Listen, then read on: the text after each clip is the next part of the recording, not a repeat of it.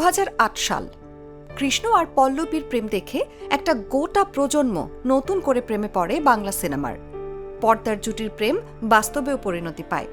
2010 সালে বিয়ে হয় রাহুল প্রিয়াঙ্কার। তারপরে পুত্র সন্তানের জন্ম। দাম্পত্যের দূরত্ব আসে এক সময়, কিন্তু তখনও দর্শকের কাছে রাহুল প্রিয়াঙ্কা জুটি অটুট। সময়ের সঙ্গে সঙ্গে ভাঙা সম্পর্ক আবার জোড়া লাগতে থাকে।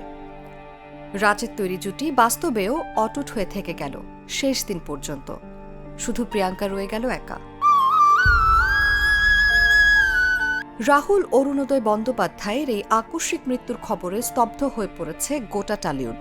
প্রাথমিকভাবে জানা গেছে, পশ্চিমবঙ্গের দীঘা সংলগ্ন তালসারি সমুদ্র সৈকতে একটি ধারাবাহিকের শুটিং চলাকালে দুর্ঘটনায় মারা যান 43 বছরের এই অভিনেতা।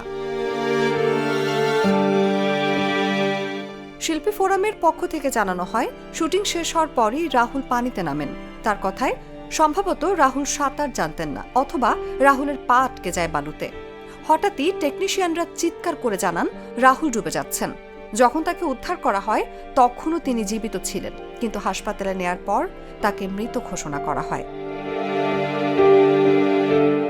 তবে রাহুলের মৃত্যুর পর উঠছে নানা প্রশ্ন।